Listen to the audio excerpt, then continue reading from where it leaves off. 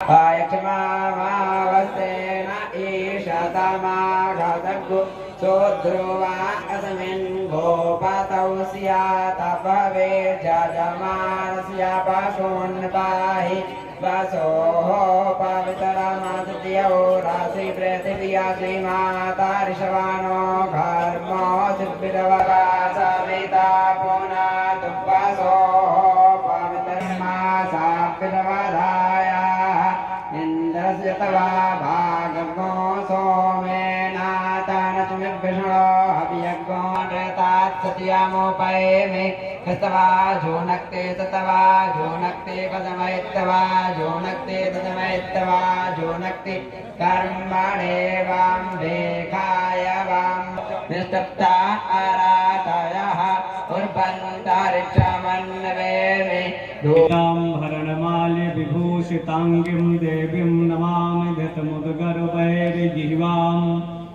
जीवाग्रमादाय करेण देवीं वामेन शत्रुं परिपीडयन्तीं गदा विघातेन च दक्षिणेन पीताम्बराढ्यां द्विभुजां नमामि सदाशिवसमारम्भां शङ्कराचार्यमध्यमाम् शंकरानंद सरस्वती पर्यंतां वंदे गुरुपरंपराम्। यज्ञ के आचार्य को सत्य का अनुसरण करना चाहिए। सत्य से मार्ग पर चलने पर बाधाएं जरूर हैं, लेकिन अंतिम सिद्धि सफलता सत्य से ही प्राप्त होता है और सत्य ही सत्संग के रूप में है। सत्य का संग और सत्संग जो है तात स्वर्ग अपवर्ग सुर्ग धरे तुलाय के अंग तूल न ताहि सकल मिल जो लो सत सत संग। एक कण का संतों का संग व्यक्ति के भाग्य जीवन को परिवर्तन और परिष्कार कर देता है। यज्ञो विश्वस्य भुवनस्य नाभि, विश्व ब्रह्मांड के केंद्र के रूप में यज्ञ था है। यज्ञ में पंच कर्मेंद्री, पंच ज्ञानेंद्रिय और 11वां मन भक्ति के साथ दी गई आहुतियाँ से समाज का उत्कर्ष, समाज में शांति, सद्भाव, एकता का निर्माण होता है। यज्ञ से आसुरी तामसी प्रवृत्तियों का समूल विनाश होता है। उग्रवाद, आतंकवाद के समन का केंद्र भी यज्ञ था। यज्ञ अगर संतान नहीं होती तो उनको संतान की प्राप्ति, शत्रुओं का उन्मूलन और राज्य प्राप्ति का भी साधन यज्ञ है। इसलिए कलयुग का साक्षात कल्प वृक्ष के रूप में यज्ञ है। यम यम चिंतते कामम तम तम प्राप्नोति भूतले पुमान।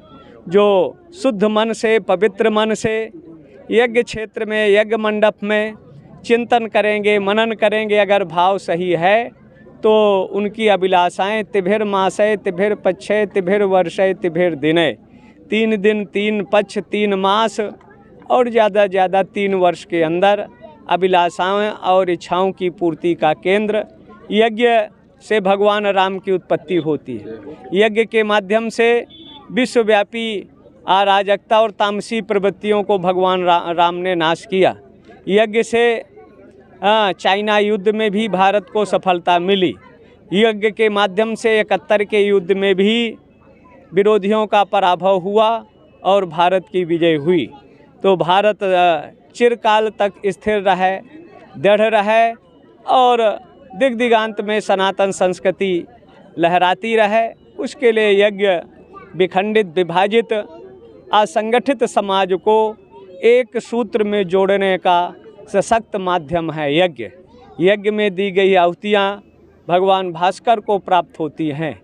यज्ञ से पर्यावरण शुद्ध होता है, यज्ञ से समाज संगठित होता है, यज्ञ से अनेक तरह की कुरीतियों का समन होकर विश्व बंधुत्व की भी कामना का आधार यज्ञ है। कौरव और पांडव आपस में लड़ते रहे, लेकिन जब यक्षों से विवाद हुआ तो 105 हो गए। जब राष्ट्र की बात आए, भारत की एकता अखंडता की बात आए, तो विभिन्न राजनीतिक दलों को अपने निजी स्वार्थ से ऊपर उठकर भारत माता के अस्तित्व वजूद की रक्षा के लिए सबको एकबद्ध होकर कार्य करना चाहिए। विश्व पटल पर भारत महाशक्ति बने, हमारी प्रतिभाओं का सम्मान मिले।